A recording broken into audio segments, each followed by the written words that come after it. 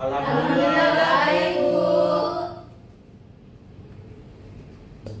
Alhamdulillah. Berarti sekarang sebelum kita memulai materi, langkah lebih baiknya kita berdoa dulu.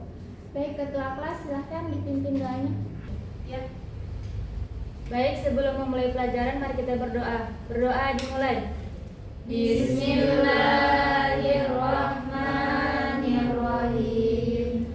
Raditu billahi rabban wa bil islami dinan wa bi Muhammadin nabiyyan wa rasula. Rabbi zidni ilman warzuqni fahman. Amin ya rabbal alamin.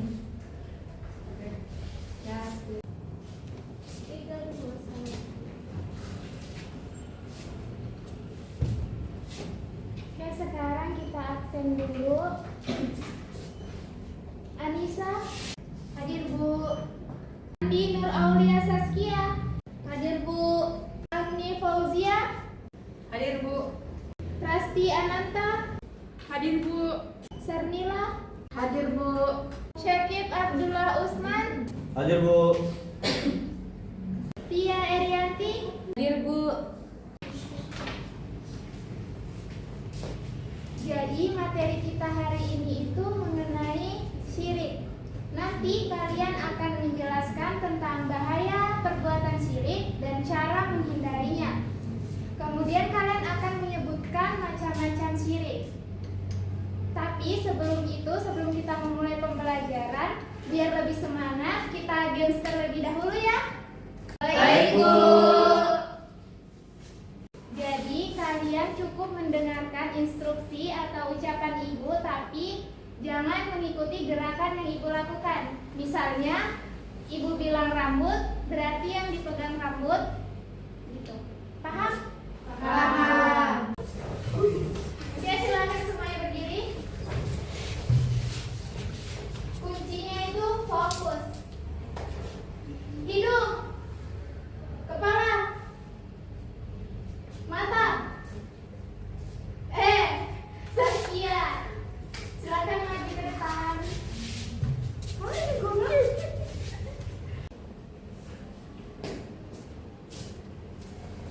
Oke, karena Saskia yang salah, ibu tanya dulu. Materi kita hari ini tuh mengenai apa?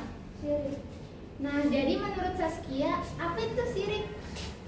Syirik adalah sebuah konsep dalam agama Islam yang mengacu pada perbuatan menyekutukan Allah dengan sesuatu atau seseorang seperti dukun dan tidak mempercayai adanya Tuhan.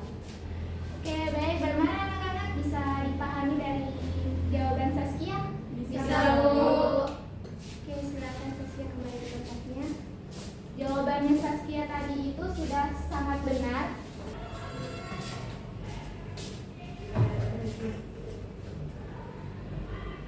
Oke, selanjutnya ada yang bisa membacakan dalil tentang syirik.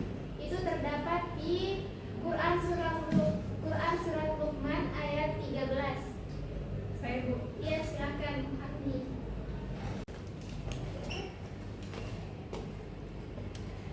A'udzu billahi minasyaitonir rajim. Bismillahirrahmanirrahim. Wa idz qala Luqman libnihi wa huwa ya'iduhu ya bunayya la tusyrik billah innasyirka la dzulmun 'adzim. Shadaqallahul 'adzim. Masya Allah, kita beri aplaus dulu untuk Agni. Baik, selanjutnya ada yang bisa membacakan artinya? Saya Bu. Ya, silakan Sarnila. Artinya, dan ingatlah ketika Luqman berkata kepada anaknya di waktu ia memberi pelajaran kepadanya, "Hai anakku, janganlah kamu mempersekutukan Allah. Sesungguhnya mempersekutukan Allah adalah benar-benar kezaliman yang besar."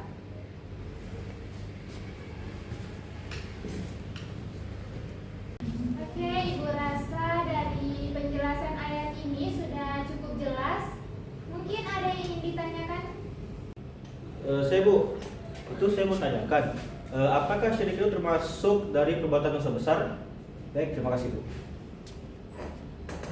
Oke, atas pertanyaannya. Jadi ya, syirik itu termasuk dalam dosa yang besar karena menyekutukan Allah dengan sesuatu atau selainnya. Dan syirik juga itu bertentangan dengan keyakinan akan keesaan Allah atau tauhid, sehingga termasuk dalam dosa yang sangat serius. Nah, jadi bagaimana? Apakah dapat dipahami dari penjelasan Ibu? Paham, Bu. Oke, karena sudah dipahami, berarti sekarang kita masuk ke pembahasan selanjutnya, itu mengenai macam-macam syirik. Ada yang bisa menyebutkan macam-macam syirik itu ada berapa? Saya, Bu. Iya, silakan Rasti. Oke, jadi syirik terbagi atas dua, syirik besar dan syirik kecil. Syirik besar tersendiri itu terbagi lagi atas 4. Yang pertama, syirik doa, syirik niat, syirik perbuatan, bukan syirik perbuatan, syirik. Yang ketiga itu syirik kecintaan, yang keempat syirik. Apa syirik keempat?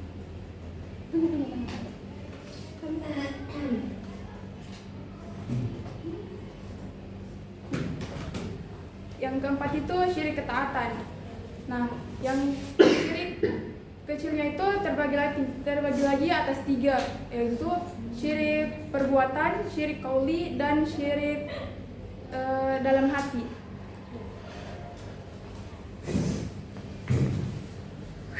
Terima kasih Rasti atas jawabannya. Jawabannya sudah sangat benar. Selanjutnya ada yang bisa menjelaskan tentang bahaya dari perbuatan syirik? Ya, silakan Anissa. Baik, bahaya perbuatan syirik ialah siapapun yang mempersekutukan Allah, maka dia telah berbuat dosa yang sangat besar. Bahayanya itu, amalnya yang selama ini dia kerjakan akan terbuang sia-sia. Seperti dalam firman Allah, Quran Surah Al-An'am ayat 88, Allah berfirman, seandainya mereka mempersekutukan Allah, maka pastilah hilang semua amal yang mereka kerjakan. Oke, terima kasih Anissa, jawabannya sangat bagus. Dan sekarang kita masuk ke pembahasan terakhir mengenai cara menghindari perbuatan syirik. Ada yang bisa menjelaskan? Silakan angkat tangan. Oke, silakan Tia. Baik, ada beberapa cara yang dapat kita lakukan untuk menghindari perbuatan syirik. Yang pertama itu selalu menegakkan sholat. Menunaikan sholat dengan benar dapat menghindarkan diri kita dari perbuatan keji. Yang kedua itu selalu mendekatkan diri kita kepada ketakwaan Allah. Yang ketiga, selalu mengingat bahwa perbuatan syirik itu adalah dosa terbesar di antara dosa-dosa yang lainnya. Oke, terima kasih Tia atas jawabannya. Jawabannya sudah sangat tepat. Nah, sekarang Ibu akan membagi kalian menjadi 2 kelompok. Kelompok pertama itu materinya mengenai syirik besar dan kelompok kedua mengenai syirik kecil.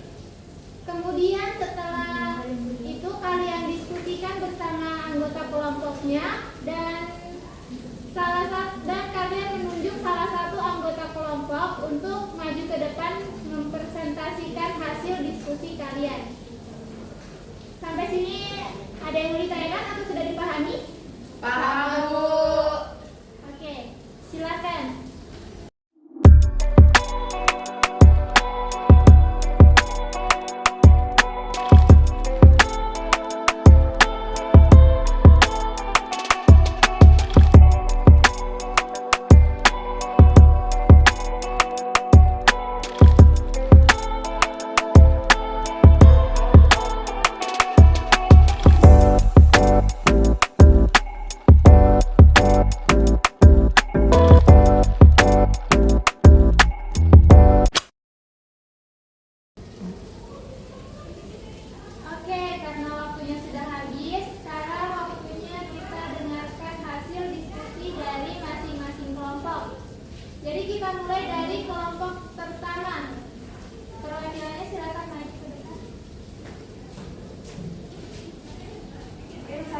akan mempresentasikan hasil diskusi kami, yaitu mengenai syirik besar.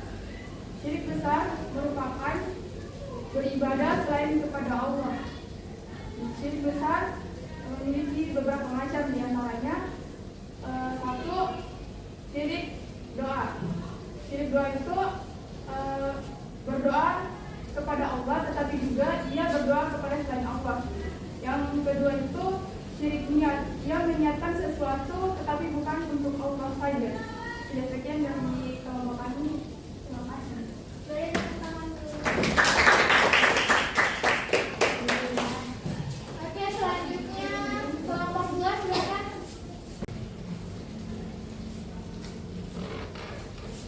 Baik, penjelasan mengenai syirik kecil, di mana syirik kecil merupakan perbuatan dosa besar, namun tidak sampai menyebabkan orang tersebut keluar dari agamanya. Adapun macam-macam syirik kecil, yang pertama bersumpah selain nama Allah, karena bersumpah atas nama binatang, tumbuhan, atau lain sebagainya.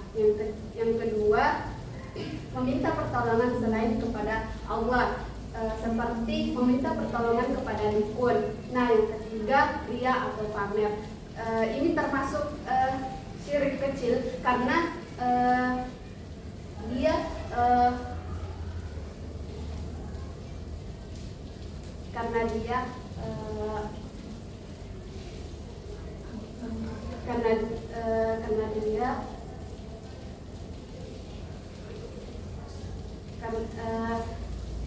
karena memunculkan niat yang tidak tulus terhadap orang lain, karena hanya membutuhkan pujian terhadap orang lain.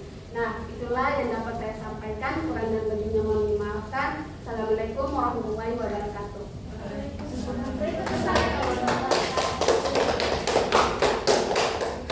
Oke, terima kasih Agni untuk kesimpulan yang telah diberikan. Berhubung waktu sudah menunjukkan pukul 12, jadi Ibu cukupkan pertemuan kita hari ini. Untuk itu mari sama-sama kita mengucap hamdalah. Alhamdulillah